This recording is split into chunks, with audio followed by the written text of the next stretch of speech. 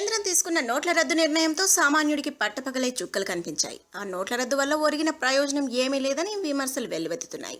ఇప్పుడిప్పుడే ఆ గాయాలు మానుతున్న నేపథ్యంలో బ్యాంకులు తీసుకున్న నిర్ణయం మానుతున్న పుండును గిల్లి కారం చల్లినట్లుంది. నోట్ల రద్దు సమయంలో ఏటీఎంల ముందు డబ్బులు తీసుకునేందుకు పడిగాపులు కాచిన సామాన్యుడు ఇప్పుడు ఆ ఏటీఎం వైపు వెళ్లాలంటేనే భయపడుతున్నాడు. బ్యాంకులు తీసుకున్న అడ్డగోలు నిర్ణయాలే ఇందుకు కారణం.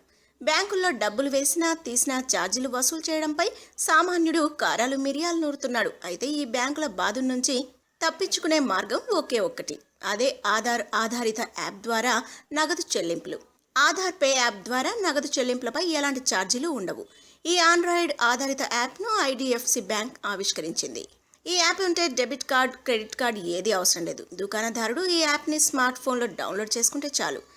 దాన్ని బయోమెట్రిక్ లేదా ఫింగర్ ప్రింట్ స్కానర్కి కనెక్ట్ చేయాలి. కొనుగోలుదారుడు తన ఆధార్ నెంబర్ను అందులో నమోదు చేసి బ్యాంకును సెలెక్ట్ చేసుకుంటే చాలు. ఇక నగదు చెల్లించడమే తర్వాయి.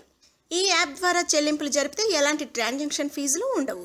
If you like the video, please like us and subscribe Tollywood Nagar.